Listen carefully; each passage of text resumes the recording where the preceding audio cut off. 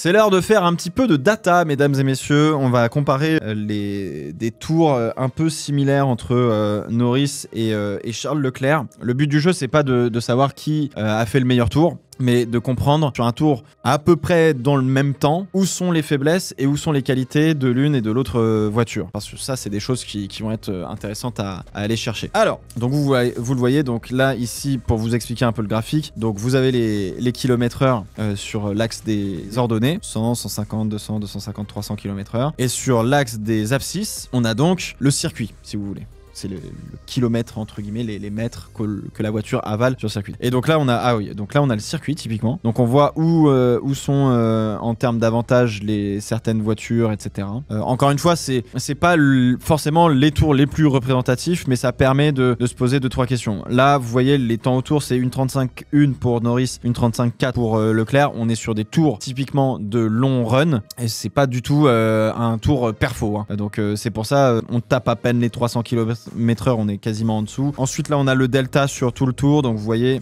que Norris est la référence en orange. En rouge, Charles Leclerc perd plus ou moins du temps au fur et à mesure. Et à certains endroits, il en perd plus que d'autres. Et il en regagne malheureusement quasiment pas, sauf sur peut-être la première moitié de circuit. Ensuite, le throttle, c'est évidemment l'accélérateur. Le break, on a que le on-off. On sait pas à quel point c'est dégressif ou pas. Ça, c'est des courbes qu'on n'a pas malheureusement. Et faut bien comprendre que ça, c'est quelque chose qui me fait un peu rire parce que je le vois de temps en temps sur Twitter ou sur les réseaux sociaux, etc. Quand on a les on-board avec, vous savez, le HUD où on voit l'accélérateur qui est un peu plus progressif, etc. Et où en fait le frein c'est on-off. Et donc en fait personne sait combien on met de pression sur le frein. Donc les gens ils disent ouais mais regarde là il freinait. Ouais mais peut-être en fait il touchait à peine les freins et que du coup t'as l'impression qu'il était en train de freiner comme un fou. Bah donc du coup non tu vois. Donc faut pas trop se fier à ça. Le break on-off c'est juste pour dire bon bah on était sur le frein. Vous avez les RPM donc les tours minutes du moteur. Ça peut...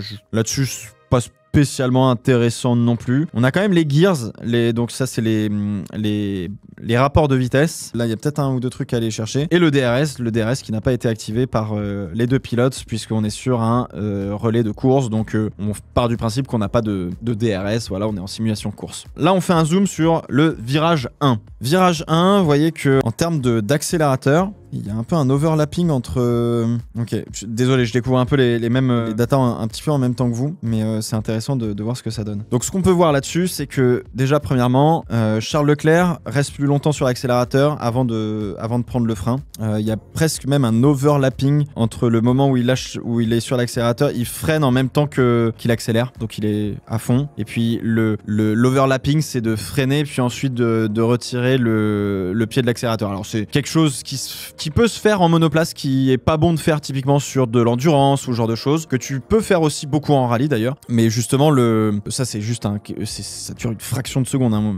T'es là, tu fais pop. Donc il y a peut-être un petit moment où effectivement t'as encore un peu l'accélérateur et où tu commences à mettre le pied sur le frein. Ce qui est intéressant en tout cas avec la comparaison avec Norris, c'est que Norris lâche l'accélérateur beaucoup plus tôt. On voit que Lando Norris laisse rouler la voiture avant de prendre le frein, donc ça veut dire que là il y a un léger lift and coast de la part de Lando Norris qui lui permet aussi quelque part de ralentir. Il ralentit à peu près la voiture de la même manière. C'est pour ça que tu vois, c'est moins pointu entre guillemets que Charles Leclerc. Là, c'est un peu plus rond en termes de perte de vitesse. En termes de descente de rapport, on voit que Charles Leclerc fait un petit peu une descente de rapport un peu plus tard pour faire tourner sa voiture. Là où Lando Norris est un peu plus doux sur la descente, sauf sur la fin où effectivement il tombe la 3 et la 2 assez rapidement. La 4-3-2, il fait ça plus vite. Là, Charles Leclerc, il fait 6-4 très vite. Il fait 6, 5, 4, 3, 2. Donc ça va assez vite. Ok, pas de souci. En réaccélération, Lando Norris est beaucoup plus progressif avec un petit plateau que vous voyez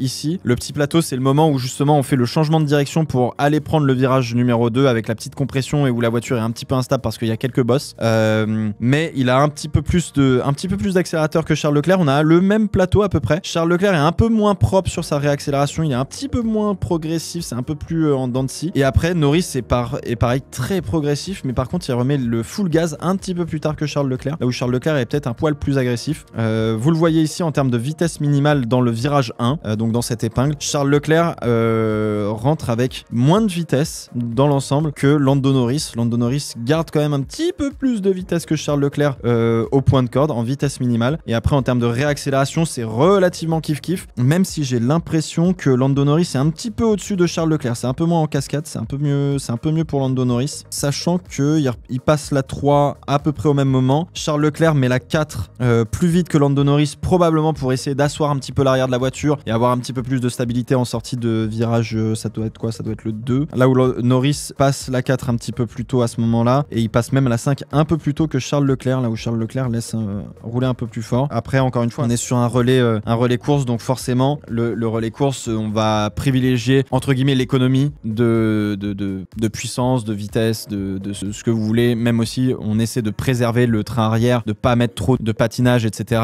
Donc, passer des rapports un peu plus tôt, ça permet justement de limiter l'effet de chauffe et de surchauffe et de dégradation du pneu, notamment sur les phases de réaccélération un peu complexes, comme celle du virage 2-3, qui sont tout en appui et où la voiture est relativement instable, donc le pneu arrière travaille quand même beaucoup. On va regarder le virage 4 qui est quand même très intéressant aussi. Alors vous voyez, il y a ce qu'on appelle le phénomène de clipping qui arrive notamment chez Charles. Le phénomène de clipping, je vous l'expliquais tout à l'heure, c'est le moment où la voiture en bout de ligne droite va perdre entre guillemets en vitesse de pointe, va commencer à clignoter sur les feux arrière, ce qui veut dire qu'elle récupère de l'énergie. Donc en fait le MGUK se met en route pour récupérer de l'énergie, et en fait le moteur thermique force un petit peu, et c'est comme ça qu'on récupère aussi de l'énergie, et donc pour mettre de l'électricité dans la batterie. Donc on n'arrive pas tout en haut de la vitesse de pointe. C'est pour ça que Charles Leclerc a une vitesse de pointe un petit peu inférieure à celle de Lando Norris. En revanche, ce qui est assez intéressant, c'est que du coup Charles Leclerc va freiner un petit peu plus tard, ou en tout cas va commencer à perdre de la vitesse plus tard que Lando Norris, alors que Norris, là où effectivement vous voyez Lando Norris va freiner un petit peu plus tôt. Alors on va aller voir au niveau du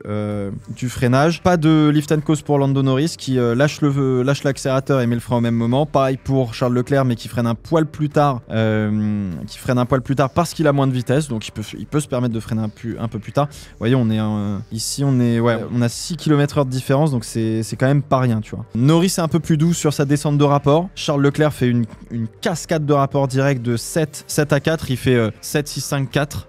Très vite, là où Lando Norris prend un peu plus de temps, étage un peu plus la chose. Par contre, Lando Norris passe en 3 et ne passe pas en 4 comme Charles Leclerc. Norris passe en 3 pour peut-être avoir un régime moteur un peu plus haut, avoir un petit peu plus de frein moteur sur l'arrière de la voiture, et donc aider à faire pivoter l'arrière, et donc pouvoir avoir un meilleur turn-in, et donc peut-être remettre les gaz un peu plus tôt. Est-ce que c'est le cas? Il remet pas les gaz plus tôt, mais il lâche les freins un peu plus tôt, et il met du temps à remettre, il laisse rouler la voiture. Lando Norris laisse beaucoup rouler la voiture avant de reprendre les gaz progressifs, mais une fois qu'il reprend les gaz, il est vraiment... Putain, mais il a un style de pilotage, Norris, là pour le coup c'est vraiment parfait, quoi. Et c'est des courbes qui sont très belles.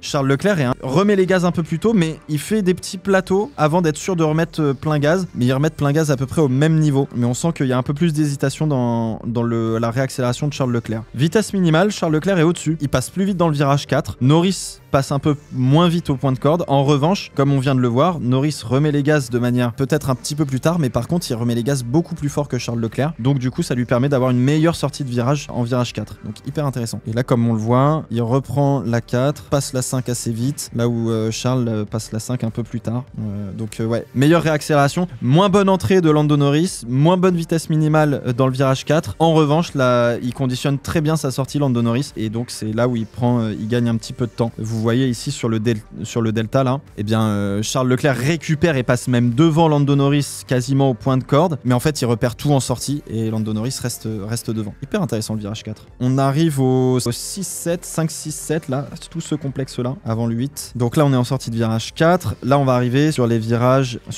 un peu moyenne vitesse, et c'est là où la McLaren est quasiment la plus à l'aise, virage 5, 6, 7. Donc là on arrive dans le virage 6, au moment où la courbe redescend, on est dans le virage 6, DRS, encore une fois, on avait tendance à voir hier que Lando Norris et les McLaren privilégiaient l'entrée, donc sacrifiaient pas mal l'entrée de ce complexe 6-7, de ce droite-gauche qui redescend après vers le 8. Lando Norris arrive et lâche l'axel plutôt que Charles Leclerc, met le coup de frein, prend le frein un petit peu plus tôt, là où Charles fait encore de l'overlapping, donc c'est-à-dire qu'il commence à taper le frein en ayant toujours de l'accélérateur. Ça, c'est une technique de pilotage qui permet aussi de conserver un petit peu de stabilité, notamment sur le train arrière, et de pas violenter trop et de provoquer un transfert de charge sur l'avant trop violent et donc de perdre l'arrière et de se mettre en difficulté, surtout à des vitesses où on est à 2,40, 2,30, 2,40. C'est quand même pas ouf. On a quand même de l'aéro évidemment, mais un transfert de charge un petit peu trop violent, ça peut beaucoup déstabiliser la voiture. Donc effectivement, on a cet overlapping là où Lando Norris lâche l'accélérateur. Il est en deux phases. Il lâche l'accélérateur et puis il met un petit peu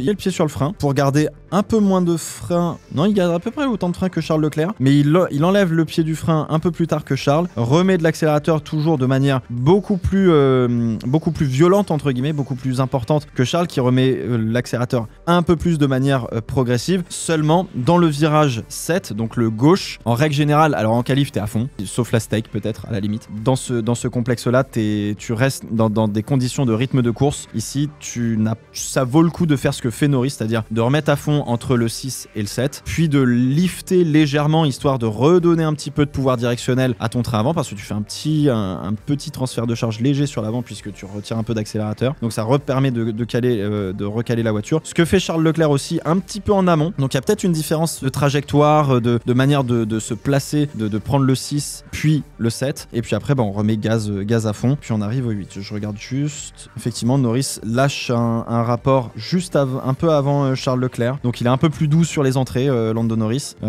Et puis ensuite on va arriver au virage 8. Virage un des plus lents du circuit. Donc vous voyez, pour l'instant, Lando Norris privilégie les entrées et conditionne très bien ses sorties, là où Charles Leclerc est un peu plus à la limite, j'allais dire, d'une certaine manière, peut-être un petit peu moins à l'aise, entre guillemets. On arrive au virage 8. Virage 8, Charles Leclerc arrive quand même avec un poil plus de vitesse et en tout cas freine plus tard, puisque là aussi on a un lâcher d'accélérateur plus tard pour Charles Leclerc. On a encore de l'overlapping a priori entre l'accélérateur et le frein pour Charles Leclerc. Lando Norris lâche l'accélérateur et freine au même moment. Donc là aussi je mets ça sur le compte d'une technique de pilotage pour Charles pour calmer peut-être un peu plus l'arrière, c'est tout à fait possible. Lando Norris lâche le frein plus tôt et laisse rouler la voiture avant de reprendre les gaz, là où Charles Leclerc lâche le frein et reprend les gaz tout de suite. Encore une fois, Lando Norris en termes de remise de gaz est plus propre et a peut-être une voiture qui lui permet d'être un peu plus agressif en termes de remise de gaz, donc il y a une bonne motricité. La Ferrari, là pareil, sur le slow, sur le virage lent du 8, remet les gaz aussi de manière assez agressive, donc c'est plutôt pas mal. Il y a un mini plateau de Charles Leclerc sur la fin de réaccélération, mais peut-être un petit coup de sur ou un petit peu de patinage ou quelque chose qui... Voilà. On passe les rapports un peu plus tôt, cette fois-ci pour la sortie de virage pour Charles, peut-être pour limiter un petit peu l'effet de patinage. Et puis après, Lando Norris remet les... Ouais. C'est à peu près kiff-kiff en vrai, ok. En termes de delta, vous voyez, donc Charles regagne un petit peu sur Lando Norris sur l'entrée, mais sur la sortie, il repère ce qu'il a gagné en entrée. Donc voilà, vitesse minimale, Lando Norris est meilleur que Charles Leclerc. Il arrête entre guillemets moins sa voiture au point de corde, donc ça roule fort. Alors est-ce que vous voyez le virage 9-10 ? C'est celui-là qu'on va analyser maintenant. Virage 9-10, c'est là où il y a le DRS Detection Zone 2. Ce complexe de virage assez difficile parce qu'on arrive avec de la vitesse et où il faut mettre le pied sur le frein et en même temps avoir du volant pour rentrer dans le virage. Donc c'est très facile de bloquer la roue avant gauche qui se fait facilement délester parce que en plus de ça c'est un petit peu en pente. Donc pour maximiser finalement le turn-in, l'inscription de la voiture dans le virage, c'est pas simple. Faut jouer un petit peu sur le différentiel pour essayer de faire pivoter le train arrière ou en tout cas faire en sorte que le train arrière aide la voiture à pivoter. On peut jouer sur la map moteur, notamment sur le frein moteur. On peut jouer sur la répartition de freinage évidemment. Bref, il y a pas mal de réglages à faire là-dessus. Mais globalement, c'est un virage qui est quand même assez complexe. On est sur le virage 9-10. Donc 9-10, c'est celui qui est juste à gauche de la détection des DRS zone 2. C'est ça. Alors, ouais, les courbes se ressemblent d'un virage à l'autre, donc c'est toujours un peu compliqué. Virage 9, vous voyez, c'est en haut de la crête là. Donc on est encore à fond gaz. Charles Leclerc a un petit peu de clipping là aussi léger, puisque Norris va chercher un petit peu plus de vitesse de pointe. On tape à peine les 250 km/h. En revanche, encore une fois, ici, il n'y a peut-être pas beaucoup à gagner quand il s'agit de laisser rouler la voiture ou genre de choses. Donc, ça vaut plutôt le coup de rouler de manière normale, entre guillemets, sur ce virage-là. Donc, on a effectivement Lando Norris et Charles Leclerc qui lâchent l'accélérateur de manière finalement assez similaire, au même endroit. Norris prend les freins un peu plus tôt que Charles, lâche les freins un peu plus tôt que Charles, là où Charles lâche les freins un peu plus tard. Norris, encore une fois, laisse légèrement rouler la voiture, donc pendant un tout petit laps de temps, Norris n'a aucune action sur l'accélérateur et le frein. Donc la voiture est en roue libre, entre guillemets, pendant quelques petites secondes. Ça, on le voit depuis le début du tour, c'est le cas. Et ensuite, il remet les gaz, et Norris a une très bonne motricité en sortie de virage lent, en tout cas en sortie de virage 10, pour la grande ligne droite, là où Charles Leclerc est un peu plus progressif sur l'accélérateur, visiblement. Est-ce que, en termes de rapport, effectivement, Norris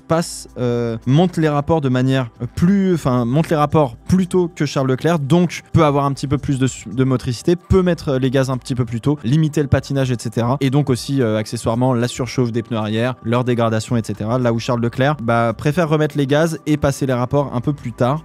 Et derrière, ça reprend de la vitesse. Vous voyez, on a quand même un écart de 4 km/h à peu près au point de corde, en vitesse minimale, entre Charles Leclerc et Lando Norris. Norris passe un peu plus vite le virage, donc peut-être un meilleur grip mécanique. Voilà, c'est peut-être une différence de réglage. C'est peut-être aussi une différence de poids d'essence dans la voiture. Ça peut être une différence de pas mal de choses. Donc en vrai, voilà. Mais par contre, ce qui est intéressant de noter, c'est qu'il reprend les gaz et il reprend tout de suite plus de vitesse que Charles Leclerc. Et il va garder cet avantage jusqu'en bout de ligne droite. Et vous le voyez, le delta. Charles arrive à revenir quand même sur la phase de frein, arrive à revenir au niveau de Norris avec le delta, mais dès qu'il s'agit de remettre les gaz, Charles reprend entre guillemets une pilule. C'est un peu dur de dire ça comme ça, hein. Il reprend pas non plus une pilule, mais il repère du temps face à Lando Norris à ce niveau-là. Ça, c'était le virage 9-10. Maintenant, on va arriver dans un virage hyper intéressant, là où la McLaren normalement fait grave la diff. C'est le virage 11. Virage 11, donc vous le voyez sur le graphique, c'est dans le deuxième secteur, le secteur en bleu. C'est le fameux gauche avant le 12, avant le droite et le redroite de la ligne droite de retour. Ce virage 11, c'est un virage hyper intéressant parce que c'est un virage à moyenne vitesse où l'aéro est primordial pour passer vite, où on peut avoir pas mal de sous-virages en sortie, où il faut avoir une voiture bien équilibrée, où il faut avoir une inscription qui soit entre guillemets relativement violente, ou en tout cas qui soit sèche, franche, et où il faut que l'arrière suive. Donc c'est hyper intéressant comme virage, et c'est là où on peut voir des qualités aérodynamiques d'une voiture. Typiquement, vous voyez la Stake tout à l'heure, Bortoleto qui inscrit la voiture, qui se prend un coup de sûr, puis qui regagne du sous-virage au milieu du virage, puis qui reprend un coup de sûr en sortie, qui lâche la voiture, et qui est là et qui a envie de tout taper parce que il y a rien qui se passe de bien. Et c'est là où effectivement on voit que la Stake, en fait, d'un point de vue typiquement aérodynamique, il y a un vrai problème. Très clairement, il n'y a pas assez d'appui sur la Stake. Sur cette comparaison, Norris arrive avec un petit surplus de vitesse de pointe. Comme au premier virage, va perdre la vitesse un petit peu plus tôt parce qu'il arrive peut-être un petit peu plus vite que Charles Leclerc. Charles Leclerc doit avoir un petit peu de clipping encore une fois. Donc ça veut dire que là aussi, ça fait de la récupération d'énergie. Donc la vitesse de pointe chute en bout de ligne droite. Si on regarde d'ici, effectivement, Lando Norris lâche l'accélérateur bien plus tôt que Charles Leclerc. Charles Leclerc refait de l'overlapping. Donc c'est-à-dire qu'il va mettre du frein en ayant toujours de l'accélérateur puis retirer l'accélérateur. Ça permet encore une fois, c'est plus une technique de pilotage qu'un problème entre guillemets. Vaut mieux pas faire ça en endurance parce que c'est comme ça que tu déglingues les plaquettes de frein et que tu uses beaucoup plus tes plaquettes de frein notamment. Mais en Formule 1, ça on s'en fout, c'est pas le problème. Donc c'est une technique effectivement de pilotage qui permet de contrôler un peu plus l'arrière de la voiture quand tu vas inscrire la voiture dans un virage notamment rapide. C'était le cas dans le virage 6 qu'on a vu tout à l'heure. Donc il y a un petit peu d'overlapping entre l'accélérateur et le frein pour Charles Leclerc. Donc effectivement Norris lâche l'accélérateur, laisse légèrement rouler la voiture avant de prendre le frein, mais vraiment de pas grand chose. Il freine un poil plus tard du coup que Charles. Par contre, lâche le frein un peu plus tard que Charles Leclerc, là où Charles Leclerc va remettre les gaz plus tôt. Donc ça, c'est hyper intéressant. Ok, hyper intéressant. Là où Charles va remettre les gaz de manière plus violente au début, puis va être beaucoup plus doux sur la suite. Et c'est un petit peu la même chose avec Lando Norris qui remet les gaz un peu plus tard, mais de manière similaire à Charles Leclerc, mais qui va matcher un peu plus, qui va pouvoir remettre les gaz de manière un petit peu plus agressive que Charles sur la deuxième partie de la réaccélération. Ok. Et par contre là, Charles perd quand même un peu plus... C'est kiff-kiff, hein. En fait, Lando Norris a l'air de faire une plus grosse rentrée dans le virage, a l'air de rentrer plus fort dans le virage que Charles Leclerc, et c'est un peu l'inverse. Là, j'ai l'impression que Leclerc, sur la première partie de la sortie de virage, est un peu plus à l'aise, et dès qu'il se retrouve un peu à l'extérieur sur le vibreur, je pense, Norris reprend un peu plus l'avantage. Charles repasse un rapport de vitesse un peu plus tôt, ce qui doit améliorer la motricité en sortie. Là, pour le coup, normalement, c'était l'avantage McLaren, et finalement, sur ce tour, c'est pas le cas. Enfin, je trouve en tout cas. Mais quoi qu'il arrive, Lando Norris garde quand même l'avantage sur Charles Leclerc dans l'entièreté du virage, a priori. Hyper intéressant. Ok, virage 11, je pensais que ce serait beaucoup plus net que ça, mais bah écoutez, pas sur cette comparaison. Virage 12, on va faire virage 12-13. Donc le virage 12, en qualif, c'est à fond absolu. Quand t'as beaucoup d'essence en début de course, le virage 12, c'est mollo, parce que c'est un virage, vous savez, où ça rebondit pas mal, on est en montée, etc. Et où, mine de rien, il est assez serré. Quand t'as pas mal d'essence et que tu fais une simulation de course, il y a moyen que tu aies besoin de lâcher un petit peu les gaz. C'est ce qui se passe ici. Donc il devait être chargé pas mal en essence, les mecs, hein. Ou alors il devait vraiment genre regarder la dégradation des pneus, etc. Là, si on regarde bien, eh bien Charles Leclerc arrive plus fort dans le 12, roule plus fort dans le 12. Lando Norris lâche l'accélérateur un poil plus tôt, mais Charles aussi. Charles lâche l'accélérateur mais remet plein gaz, là où Norris lâche l'accélérateur, reste j'allais dire mi-gaz, pas vraiment mais un peu plus, avant de complètement tout relâcher. Donc vraiment il est en mode conservation des pneus, conservation de l'équilibre de la voiture pour être bien placé dans le virage 13 qui est un virage avec un freinage en appui justement qu'on va voir juste après. Un peu moins d'overlapping pour Charles sur le freinage du virage 13, mais effectivement ce qui est assez intéressant c'est que Norris il est vraiment en mode conservation, là où Charles lâche un petit peu pour de l'équilibre et puis remet gaz pour essayer de regagner du temps avant de lâcher le gaz et remettre un gros coup de frein. Norris freine un petit peu plus tôt, lâche les freins plus tard que Charles Leclerc. Charles fait un peu encore une fois de l'overlapping à peu près en arrivant un peu au point de corde, reprend un peu les gaz. Il a l'air d'avoir un relâché de frein. Alors normalement c'est on-off, mais peut-être qu'il fait un bond dégressif, peut-être. C'est une bonne question. Peut-être qu'il remet un peu de frein à un moment donné. C'est possible. Là, comme c'est on-off sur les freins, c'est difficile à savoir ce qu'il fait vraiment. Remise des gaz un petit peu plus tôt pour Charles, mais de manière plus progressive, là où Norris remet, bam, d'un coup, beaucoup de gaz avant de calmer un petit peu, puis d'être plein gaz. Donc, effectivement, Norris a une tendance à être un peu plus agressive, sur la remise de gaz et a l'air d'avoir la voiture faite, enfin, a l'air d'avoir la voiture qui répond correctement à ça, là où Charles Leclerc a besoin d'être un poil plus progressif. Vitesse minimale dans le virage 13 à l'avantage de Charles Leclerc, là où Norris a dû arrêter un petit peu plus sa voiture, mais il perd pas tant que ça finalement, il regagne derrière pas mal. Donc là, plutôt avantage Leclerc, vous le voyez. Au début, on est au-dessus des 0,35 et puis en sortie, on est plutôt aux alentours des 0,27. Donc 0,37 pardon à 0,27. Charles, il regagne un petit dixième quoi. Sur l'entièreté du virage 12-13, Charles passe un petit peu mieux et regagne un petit peu plus. D'un point de vue performance, il regagne un peu plus. En revanche, je pense que Lando Norris, d'un point de vue performance, c'est pas qu'il perd d'un point de vue performance, c'est que Norris a une technique de pilotage à ce moment-là qui est plus tournée vers l'économie des pneus, l'économie de la voiture, des freins, etc. Et donc en vraie simulation de conservation plus qu'en simulation un peu plus attaque, là où Charles Leclerc est peut-être d'une manière un petit peu plus normale, un peu moins agressive en termes d'économie. Donc c'est vraiment deux manières de piloter un peu différentes. Enfin, dernier virage, mesdames, messieurs, virage 14-15, qui est un virage un peu en deux temps. Dernier virage du circuit, on arrive fort. Là aussi, encore une fois, un peu de clipping pour Charles Leclerc qui arrive avec un petit peu moins de vitesse de pointe que Lando Norris. Donc, il peut se permettre de freiner un poil plus tard. Là où Lando Norris va freiner un petit peu plus tôt, effectivement, on lâche le gaz du côté de chez Norris plus tôt, on prend les freins même un peu plus tôt. Ce qui est intéressant, c'est que Norris lâche le frein un petit peu plus tard que Charles Leclerc, reprend les gaz un peu plus tard que Charles Leclerc, mais de manière relativement similaire. Leclerc a l'air de passer plus vite dans le 14 et c'est effectivement le cas. Regardez la vitesse minimale ici, la Ferrari passe à 126 km/h, la McLaren passe à 122 au point de corde globalement, hein. Donc ça avantage de la Ferrari sur ce virage 14 et il n'y a pas trop de mal à remettre les gaz, tout le monde est plutôt pas mal. Ce que je comprends pas, c'est que ici il repère, sachant que Norris descend les rapports un peu plus tôt que Charles. Charles, encore une fois, descend les rapports de manière un peu plus agressive, plutôt en fin de freinage. Donc ok, intéressant. Je comprends pas pourquoi là Charles repère du temps ici là. Charles repère presque un dixième quoi. Je comprends pas. C'est peut-être un bug dans la data, hein, mais il est censé gagner en fait ici.